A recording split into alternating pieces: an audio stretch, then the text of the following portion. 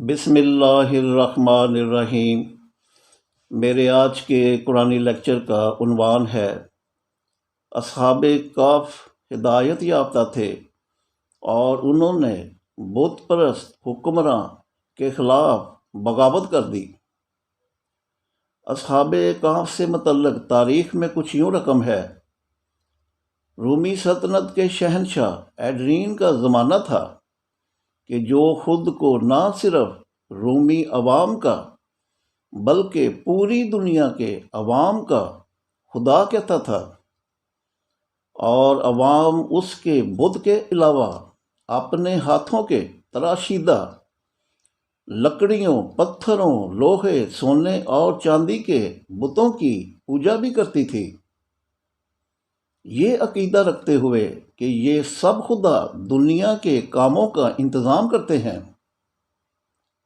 فیلڈلفیا مشرقی روم کی ایک ریاست تھی جسے آج اردن کا دارالخلافہ عمان کہتے ہیں۔ وہ دن رومیوں کے لیے مسرت بخش تھا جب شہنشاہ ایڈرین کے خصوصی ایلچی نے فیلڈلفیا کے حکمراں دقیانوس کو شہنشاہ ایڈرین کے دورہ کی خبر دی۔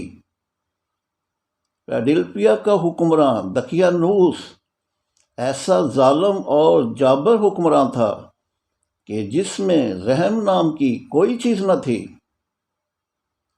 مشرقی روم میں حضرت عیسیٰ علیہ السلام کا اللہ کی حکمرانی پر مبنی دین لوگوں میں تیزی سے پھیل رہا تھا، جو روم کے بت پرست حکمرانوں کے لیے ناقابل برداشت تھا۔ چنانچہ حضرت عیسیٰ کے پیروکاروں کو سخت اذیتیں دی جانے لگیں، لیکن وہ توحید پرست دین کے بڑھتے ہوئے قدم روک نہ سکے۔ شہنشاہ ایڈرین نے اپنے دورہ کے موقع پر ایک تقریب میں شرکت کی کہ جس میں حکمراں دقیانوس اور شہر کے زعماء اور مذہبی پیشواؤں نے خدا ایڈرین سے اپنی بندگی اور غلامی کا اظہار کیا۔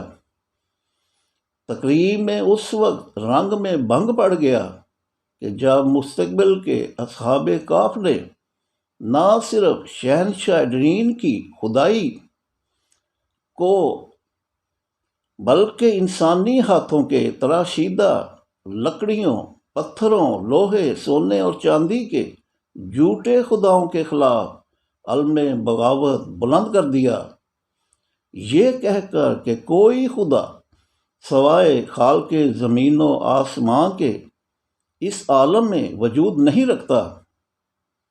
وہ خدا خدائے ابراہیم، نوح، داؤد، موسیٰ، سلیمان اور عیسیٰ ہے۔ وہ خدا جس نے اپنے سب پیغمبروں کو لوگوں کی ہدایت یعنی صلاۃ اور انفاق فی سبیل اللہ کے لیے بھیجا۔ ہم ایڈرین اور دیگر باطل خداؤں کی پرستش نہیں کرتے۔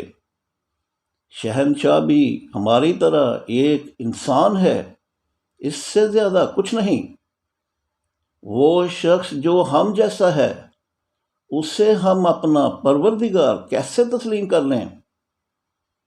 ہمارے خدا کا کوئی شریک نہیں ہے، اس کا نہ کوئی بیٹا ہے اور نہ ہی وہ دنیا کے انتظام میں کسی کا ضرورت مند ہے۔ یہاں کے لوگ دیوانے ہیں جو لکڑیوں اور پتھروں کے خدا اپنے ہاتھوں سے بناتے ہیں اور پھر ان کی پرستش کرتے ہیں۔ یہ سب بے جان خدا اور انسانی خدا سیدھے سادے لوگوں کو بیوقوف بناتے ہیں۔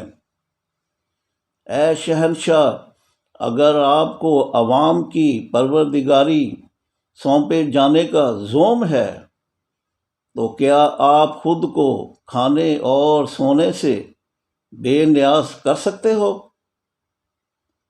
اپنی موت ٹال سکتے ہو؟ چنانچہ اصنام پرستی کے خلاف بولنے پر انہیں گرفتار کر کے جیل میں ڈال دیا گیا اور وہ پھر موقع پاتے ہی وہاں سے بھاگ نکلے اور غار میں جا کر پناہ لی۔ قرآن نے اس پورے واقعہ کو سورہ کہف کی آیات 9 تا 25 میں کچھ یوں بیان کیا ہے: کیا تم یہ سمجھتے ہو کہ غار والے اور کتبے والے ہماری آیات میں سے عجیب تھے؟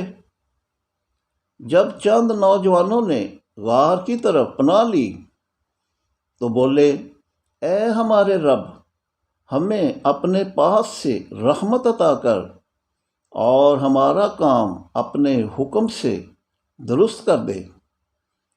تو ہم نے انہیں اسی غار میں تھپک تھپک کر کئی سال کے لیے سلا دیا۔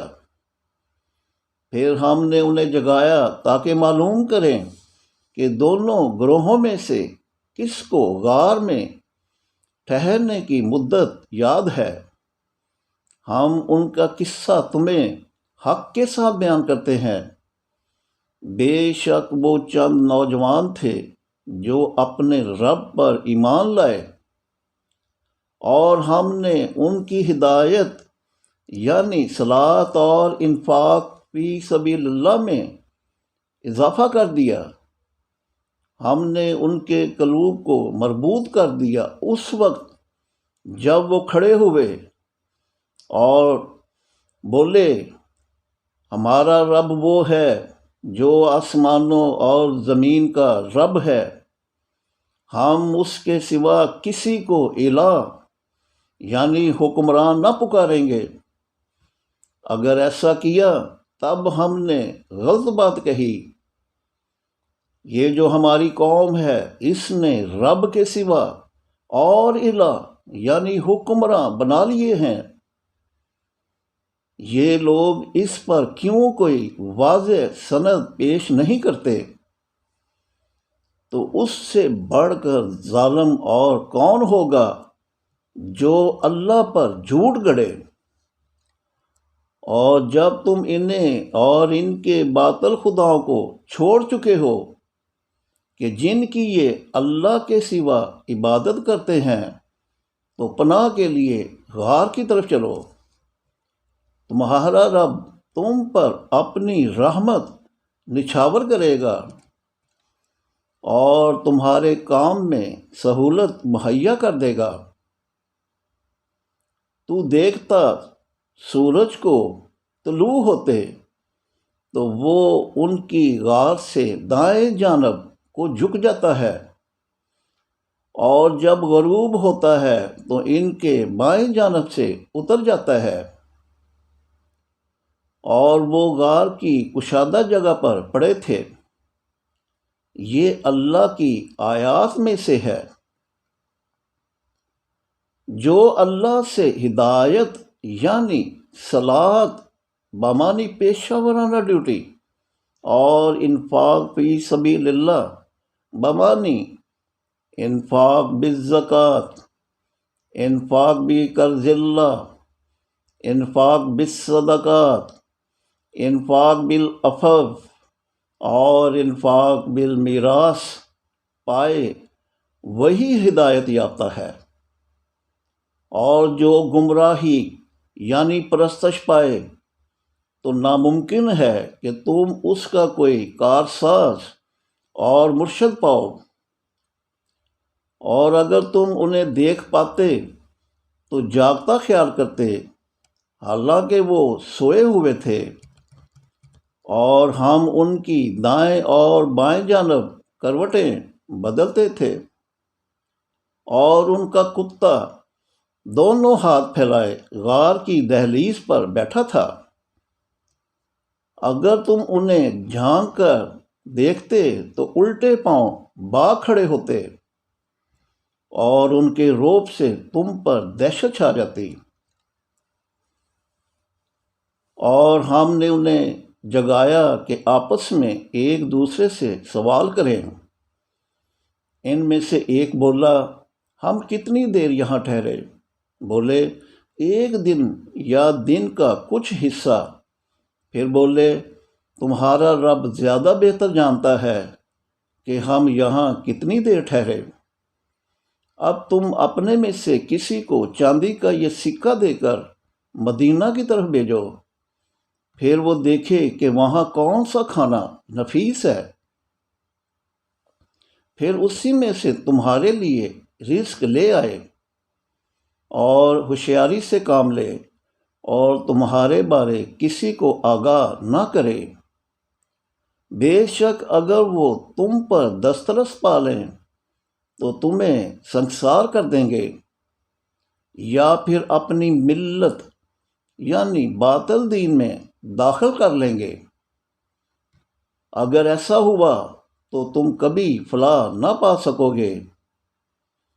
اور ہم نے لوگوں کو ان کی اطلاع کر دی کہ وہ جان لیں کہ اللہ کا وعدہ حق ہے اور قیامت کی گھڑی میں کوئی شک نہیں۔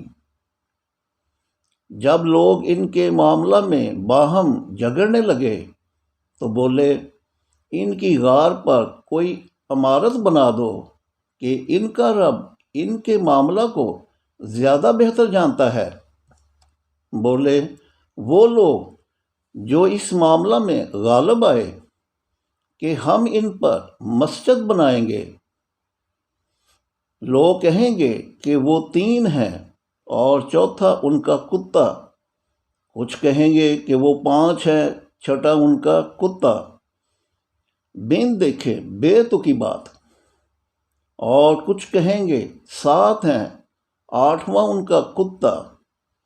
اے محمد کہہ دو کہ میرا رب ہی ان کی اصل تعداد جانتا ہے، ان کی اصل گنتی نہیں جانتے مگر تھوڑے لوگ بھی۔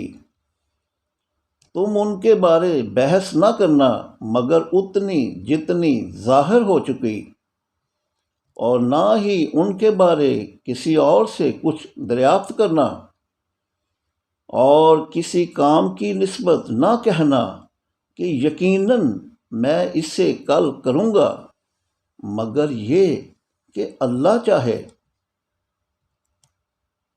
اور رب کا ذکر کرو، اور جب ایسا ہو کہ تم بھول جاؤ تو یوں کہو کہ جلد میرا رب مجھے اس سے قریب تر ہدایت یعنی صلاۃ اور انفاق فی سبیل اللہ عطا کرے گا۔ اور اصحاب کہف اپنے غار میں 309 سال رہے۔ تو اے محمد کہہ دو کہ میرا اللہ ہی ان کے ٹھہرنے کی مدت کو جانتا ہے، اور اسی کے لیے غیب ہیں آسمانوں اور زمین کے، اور کیا ہی خوب دیکھنے والا اور سننے والا ہے۔ اور ان کے لیے اللہ کے سوا کوئی سرپرست نہیں، اور وہ اپنی حکومت میں کسی کو شریک نہیں کرتا۔ آج کا لیکچر یہیں تک، شکریہ۔